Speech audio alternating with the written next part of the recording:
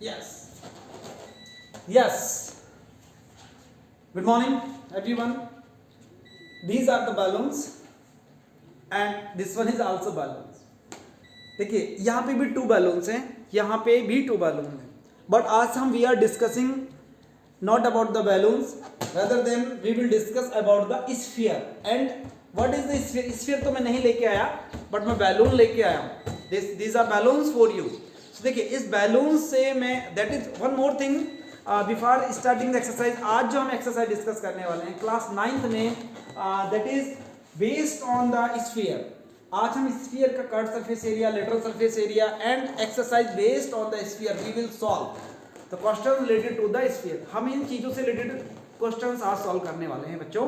देखिए अब प्रॉब्लम एक ये है कि सब बैलून लेके आए, पढ़ाना था स्फीयर और लेके आए बैलून, क्योंकि मुझे स्फीयर नहीं मिला अपने लैब में. तो चलिए इसलिए मैंने सोचा चलो इसी से काम चलाते हैं. तो सबसे पहले you know that means something 2 dimensional and 3 dimensional चीज़ें आपको पता है. I have already explain you. यदि मैं इसको फोड़ूंगा इस बैलून को, देखिए मैंने इस बैलून को क्या किया है, इस बैलून को, इस ब्लैक वाले को आपके सामने यही सेम बैलून, दिस बैलून मैंने इसको फोड़ा या फिर इसको एयर, इसकी जो मैंने इसकी एयर निकाली, तो उसके बाद ये कुछ बैलून कुछ इस तरीके से बनेगा. ये देखिए मैं इसको फोड़ रहा हूं.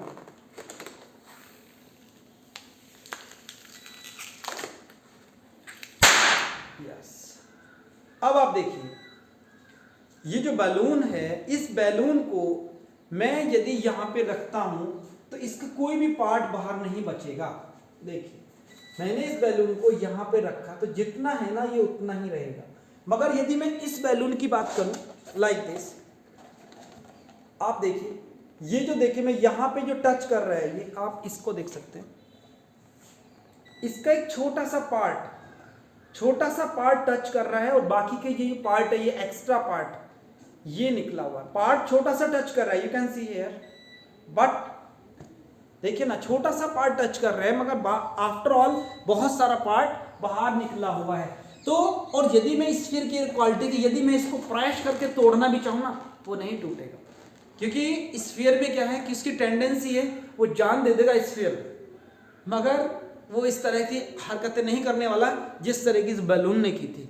क्योंकि बैलून फूटा और फ्लैट हो गया. मगर आप एक आयरन बॉल ले आइए, आप आयरन बॉल ले आइए, उसको बोलिए उस पर हैमर से अटैक करिए, बिखर जाएगी मगर वो इस पोजीशन में नहीं आएगी.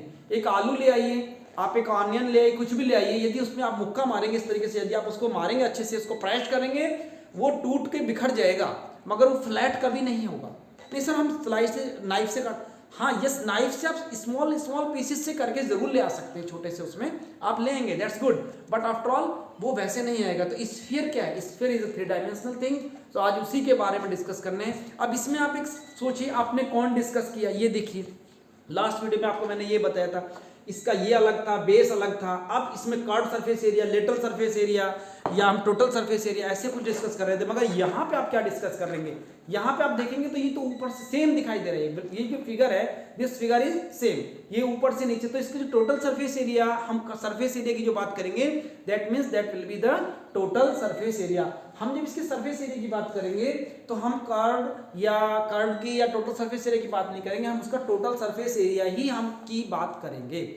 यदि वो कहेगा कि इसका कर्व सरफेस मतलब सरफेस एरिया कैलकुलेट करो या कर्व सरफेस एरिया, तब हम कैलकुलेट करेंगे, otherwise we will consider the total surface area. तो उसके लिए समझाया गया है. तो सेम थिंग, तो total surface area of the sphere इसका होता है 4πr². इसका जो टोटल सरफेस एरिया होता है उसको बोलते हैं 4πr². Next is surface area. अब आगे आया surface area of the hemisphere. जी उसके बाद surface area of the hemisphere. हाँ हेमिस्फीयर का निकलेगा. हेमिस्फीयर मतलब इसको काट के, इसको यहां से आधा काटा तो ये कुछ शेप कुछ इस तरीके से हमें दिखाई देगी. और यहाँ पे हम कह सकते हैं curve surface area. Curve surface area मतलब ये वाला पोर्शन. तो इसका कितना होगा, जो पूरा था उसका हाफ कर दिया, दैट इज 2πr². अच्छा यदि इसका टोटल भी निकलेगा, टोटल क्यों निकलेगा इसका, क्योंकि ये तो ऐड होगा ही. टोटल में क्या करते थे, curve plus area of the base. तो कर्व तो हम निकालेंगे ही एंड बेस का एरिया भी कैलकुलेट करेंगे. तो TS of hemisphere equals to 2πr² plus πr². That is, ये याद रखना, दैट इज 3πr². अक्सर पूछा जाता है, हम प्रैक्टिकल में जब भी आपका प्रैक्टिकल वाइवा होगा, and that case I will ask to you that is 3 pi r square and the volume of the sphere equals to 4/3 pi r cube. That will be the volume of this sphere, 4/3 pi r cube. So and the volume of the hemisphere इसका half होगा 2/3 pi r cube. So this exercise is based on these 4-5 formulas. So now we are coming to the exercise. Exercise very simple, कुछ मुश्किल नहीं है, जैसे पहले exercise की थी वहीं से एक्सरसाइज है. First question, radius is the given and you have to calculate the total surface area of the sphere. अब देखिए surface area of the sphere कह रहे हैं तो आप समझ जाइए, आपको you have to calculate the total surface area of the sphere. Question में देख लेते हैं, find the surface area of the sphere. Surface area of the sphere की बात करिए तो you have to calculate the total surface area of the sphere, that is 4 pi r square. You should substitute the value, and after substituting the value you will find the answer 1326.50 centimeter square. So rest question of the rest part of this question can be done by you easily. Find the surface area of the sphere of diameter. अगला question देखिए, diameter was given, simple, you have to calculate the radius and surface area पूछा है. The surface area is 4 pi r square. You should substitute the value and then you will get the answer of this question. Next question number 3, find the total surface area of the hemisphere. आप देखिए hemisphere का total surface area पूछा है, ना कि curve surface area. So you know that the total surface area TSA of hemisphere that is equals to 3 pi r square. So r, what is r is, question number 3, I think so obviously 3 pi r square. So r is given to you. What is the r? R is 10. So you should substitute here 3 into pi, 3.14 into r, 10 square, and after solving you will get the answer of this question. चलिए, तो I think this question is solved. Next question, the radius of the spherical balloon. अब आगे देखिए, अब balloon spherical है. अब वो ऐसा बैलून है कि जैसे आपने टैंक बैलून टाइप का होता है, थोड़ा बैलून स्फेरिकल बैलून, आप उसने स्पेशली बोल दिया है आपको कि दिस इज स्फेरिकल बैलून है. अब स्फेरिकल बैलून है, radius increase from 7 centimetre to 40. अब ये बैलून है, इसमें एयर पंप करेंगे तो इसकी जो रेडियस है वो इंक्रीज कर जाएगी. वो कह रहा है कि 7 सेंटीमीटर. इनिशियल रेडियस कितनी थी? 7, and after pumping the air radius we get the radius 14 centimetre. तो अब आपसे पूछा क्या गया है? पूछा गया है find the ratio of the surface area of the balloons. Surface area of the balloons पूछे गए हैं. सरफेस एरिया में रेशियो क्या होगा? तो आप निकालेंगे बिफोर पंपिंग या before airing, before pump the air in this balloon, the surface area of the balloon will be 4 pi r square. तो r1 we have considered as I have considered as r1, and after pumping I have considered as r2. So that is 4 pi r1 square, and I am substituting the value, but I am not solving here. I am just telling to you, in the previous video I told you that means no need to solve the question at the beginning. Calculation, no need to do the calculation work at the beginning, but always do the calculation work at the last of the question, because the question will be very easy. That means calculation work will be very easy. So I have substituted only value, and then after pumping surface area of the balloon, that means S2 I have considered as S2. S2 will be 4 pi r2 square. This will be 4 into 3.14. That is simple. And then what will be the ratio? Ratio, I have to calculate the ratio. Ratio will be S1 upon S2 equals to 4 pi r1 square divided by 4 pi r2 square. देखिए 4 to 4 will be cancelled. This to this will be self adjusted. And this one will be 7 into 7, 14 into 14. ऐसा नहीं करना कि आप इसे काट दें, ये लीजिए, ऐसे नहीं करना. कई बार आप कर देते हैं जोश जोश में आंखें, नहीं ये नहीं करना. 7 2 14, 7 2 14, this is 1 upon 4. तो ratio will be 1:4.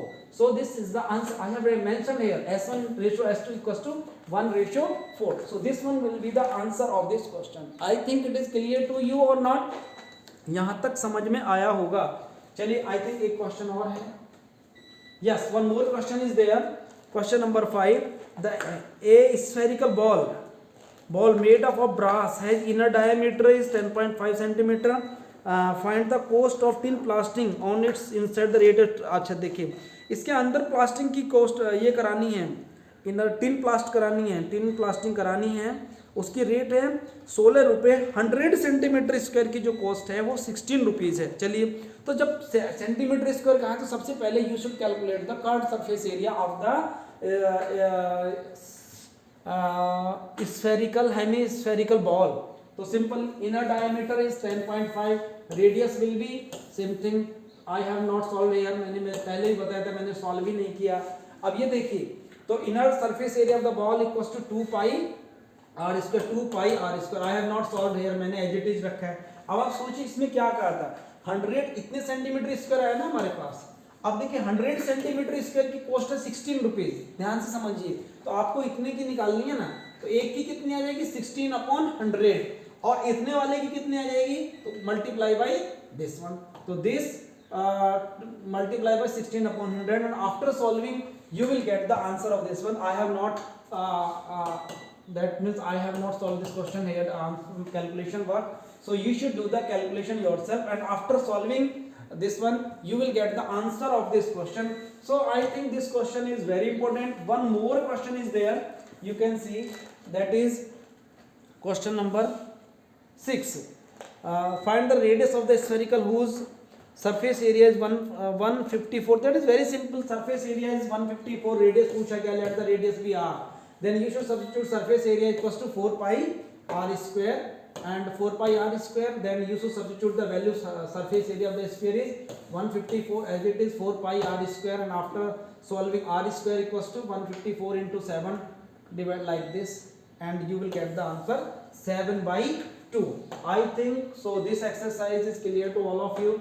So tomorrow onward we will discuss the next exercise, that will be based on the volume. So I hope questions are clear to all of you. You should try to solve the rest questions. Otherwise you can ask to me the problems which you are facing, and if you are not able to solve any problem, then you can ask to me. Thank you very much.